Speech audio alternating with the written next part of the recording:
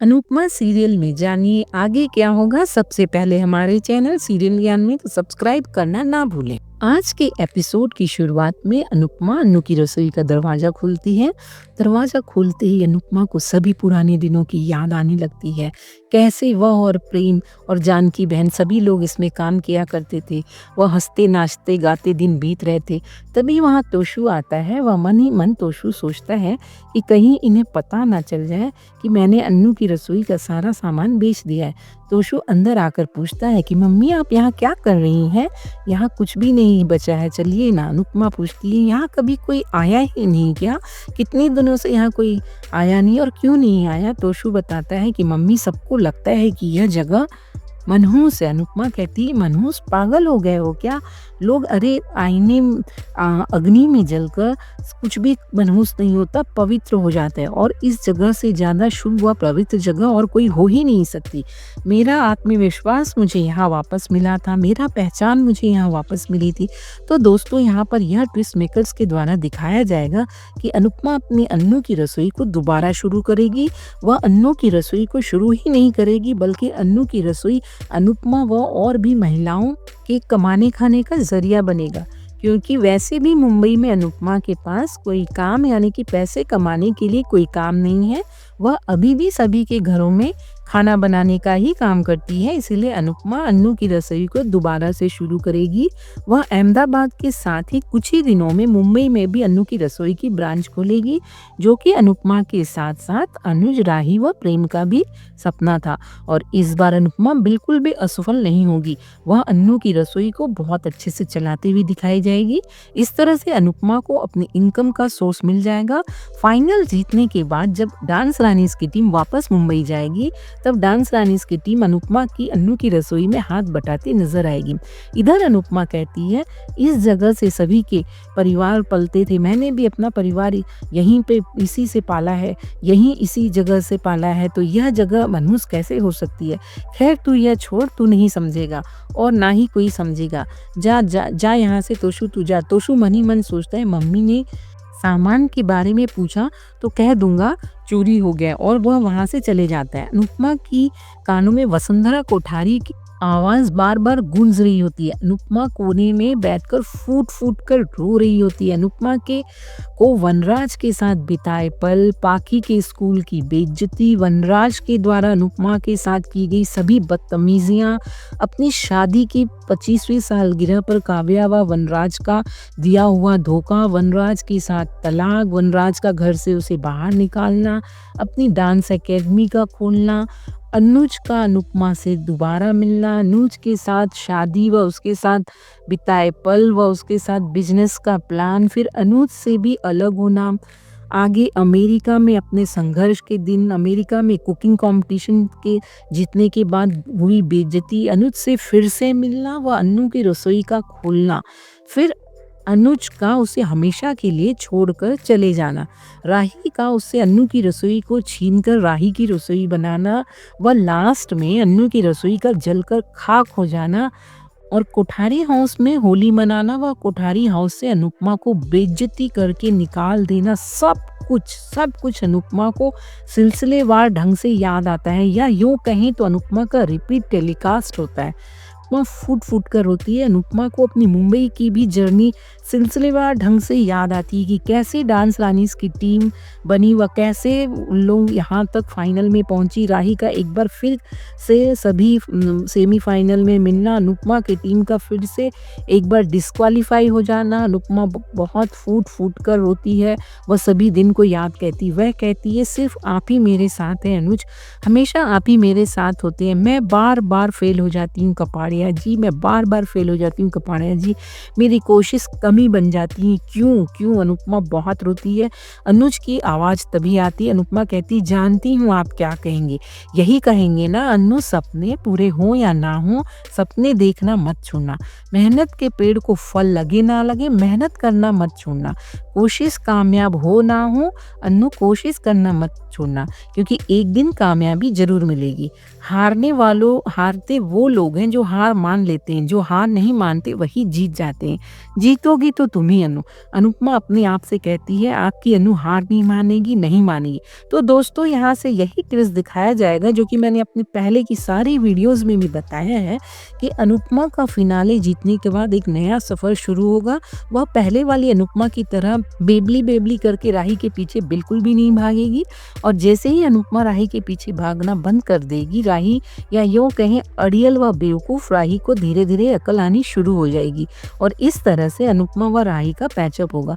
दूसरा ट्विस्ट यह होगा कि अभी तक अनुपमा की लाख कोशिशों के बाद हर तरफ उसे हारता हुआ या नाकामयाब होता हुआ ही दिखाया जा रहा था, लेकिन अब हर तरफ अनुपमा जिस भी काम को हाथ लगाएगी उसमें उसे सक्सेस मिलता हुआ या सफल होता हुआ दिखाया जाएगा, और अपने काम के चलते अनुपमा अहमदाबाद व मुंबई दोनों जगह रहती हुई दिखाई जाएगी। इधर अनुपमा एक बार फिर से जोश से खड़ी होकर अन्नू की रसोई का बोर्ड साफ करती है। वह अपने हाथों से अन्नू की रसोई का नाम उस पर लिखती है। इधर शाह हाउस में जिग्नेश मामा व मनोहर जी कॉमेडी करते हुए नजर आते हैं। उधर दूसरी तरफ कोठारी हाउस में पराग, ख्याति व मोटीबा बैठ के खाना खा रहे होते हैं। तभी मोटीबा पराग से कहती है खाने को हल्दी की रस्म से मत जोड़ पराग, खाना खा ले।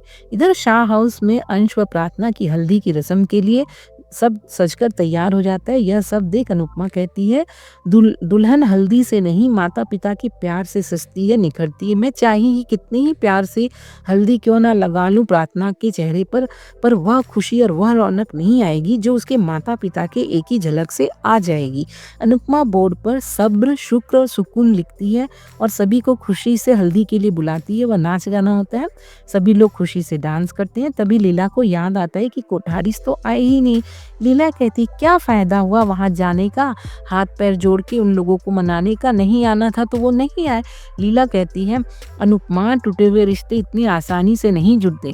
अनुपमा कहती है जो टूटे वह कांच और जो रूठे वह रिश्ते। सभी अनुपमा को देखते हैं। अनुपमा कहती है खून के रिश्ते हैं बा, इतने आसानी से नहीं टूटेंगे, रूठ सकते हैं लेकिन टूट नहीं सकते। राही भी सोचने पर मजबूर होती है। अनुपमा सभी को बोर्ड दिखाती है। वह कहती है सबको इस दुनिया में सब कुछ नहीं मिलता, जीवन में नहीं मिलता, लेकिन जितना भी मिले उसमें सब्र रखो और शुक्र करो तो सुकून मिलेगा।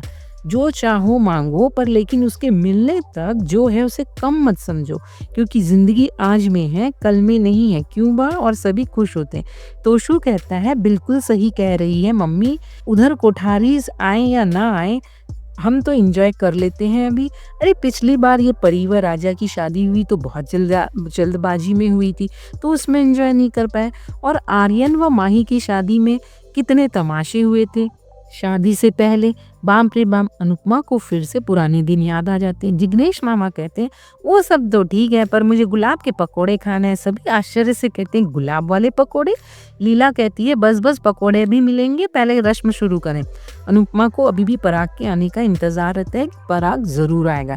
इधर कोठारी हाउस में गौतम बेचैन होकर घूमता रहता है। तभी वसुंधरा आती है और कहता है वहाँ नाच गाना चल रहा है, परी, राजा, बादशाह, चाचा चाची सब वह नाच गाने के वीडियो सोशल मीडिया में डाल रहे हैं। ये देखिए मोटीबा कहती है हमें नहीं देखना है जवाई जी। गौतम आगे कहता है आपकी देखने या ना देखने से यह शादी नहीं रुकने वाली है बा। वह कहता है सोचा था आप लोग कुछ भी करके यह शादी रोक लेंगे, लेकिन यहाँ तो आधे से ज़्यादा घर बाराती बना हुआ है। डैड भी ईगो की वजह से शादी में नहीं जाना चाहते, वरना उनका भी शादी में जाने का बहुत मन है। मेरा दुख कोई समझ ही नहीं रहा है। प्रार्थना को मैंने जान से भी ज़्यादा प्यार किया, लेकिन उसने किसी और के लिए मुझे छोड़ दिया। मैं ही बेवकूफ़ था जो अपना घर बार परिवार छोड़कर यहाँ पड़ा रहा। गौतम मोटीबा को इमोशनली ब्लैकमेल करता है और मोटीबा बहुत आसानी से ब्लैकमेल होते हुए नजर आती है। गौतम आगे कहता है अरे काम के प्रेशर में कभी प्रार्थना पर गुस्सा निकाल दिया तो क्या वह मुझे तलाक दे देगी? भूल गई वो कि उसके फैमिली के डूबते बिजनेस को मैंने अकेले बचाया था। आज भी मैं इस घर को इस घर का बेटा बनकर रह रहा हूँ, ना कि जवाई, लेकिन बदले में मुझे क्या मिला? मेरे बच्चे पर अंश अपना हक जमा रहे हैं। पहले मुझे नहीं पता था बा, लेकिन जब अब मुझे पता चल गया है तो मैं अपने बच्चे को किसी और के घर में क्यों पलने दूँ बा, क्यों पलने दूँ? मेरा बच्चा आपका कुछ नहीं लगता मोटी बा, मेरा बच्चा आपका कुछ नहीं लगता मोटी बा। और वह वसुंधरा कोठारी पर बहुत ही दबाव डालने की कोशिश करता है। इधर गौतम मन ही मन कहता है, और असल से ब्याज प्यारा होता है, जो काम मैं नहीं कर पाया वो काम मेरा बच्चा करेगा। गौतम आगे कहता है, हमारी आंगन का फूल सास के घर में क्यों खिले मोटी बा? अगर हमारा बच्चा वहाँ पलेगा तो उसे वही परवरिश और संस्कार मिलेगी जो अनुपमा जी ने अपने बच्चों को दी है। कोठारीज और गांधीज का चिराग सास खिलाएगा सास। मोटी माँ बहुत परेशान होती है। गौतम के आगे कहता है, आप लोगों को नहीं पता बा, लेकिन मेरा बच्चा मुझे बाप बोलेगा, अंश को नहीं। गौतम वसुंधरा को धमकी भरे लहजे में कहता है, और एक बात मेरे और मोटी बा, यदि आप लोगों ने अंश को अपना दामाद स्वीकार किया तो क्या जवाई जी? वसुंधरा पूछती है। गौतम हाथ जोड़कर कहता है, तो मैं दामाद से दुश्मन बन जाऊंगा। तो दोस्तों, आने वाले एपिसोड में यह ट्विस्ट दिखाया जाएगा कि गौतम कोठारीज व शाह का सबसे बड़ा दुश्मन बन जाएगा, क्योंकि कोठारीज अंश व प्रार्थना को अपना लेंगे। इधर अनुपमा 2 टीम बनाएगी, लड़के वाले और लड़की वाले की। अनुपमा कहती है, पहले लड़के वाले टीम अंश को हल्दी लगाएंगे, फिर लड़की वाली टीम अंश की उतारी हुई हल्दी प्रार्थना को लगाएं। ठीक है ना? सभी खुश होते हैं, मस्ती मजाक करते हैं। तभी भावेश आता है। अन्नू को उसको देखकर समझ आ जाता है कि कोई बात जरूर है, पर वह कुछ कहती नहीं है। तभी प्रेम कहता है, दो मामा जी। और आज का एपिसोड यहीं पे खत्म हो जाता है। कल के एपिसोड में ये दिखाया जाएगा कि मोटी बा व ख्याति कोई लीगल पेपर लेके आते हैं। प्रार्थना खुश होकर कहती है, मोटी बा आप मेरी हल्दी में आई। मोटी बा कहती है, हम यहाँ हल्दी में शामिल होने नहीं आए हैं प्रार्थना। अनुपमा पूछती है, तो क्यों आई हैं आप यहाँ? मोटी बा कहती है, हम जिम्मेदारियों का बोझ उतारने आए हैं। लीला कहती है, क्या मतलब है, क्या लिखा है इन पेपर्स में? मोटी बा कहती है, इसमें लिखा है कि प्रार्थना बच्चे के जन्म के बाद बच्चा हमें दे देगी। सभी अवाक रह जाते हैं। आज का एपिसोड आप सभी को कैसा लगा हमें कमेंट कर जरूर बताएं। व इसी तरह अनुपमा की daily update twist and turns के लिए हमारे चैनल को लाइक व शेयर करें और सब्सक्राइब करें, और हाँ, बेल आइकन दबाना बिल्कुल भी ना भूलें।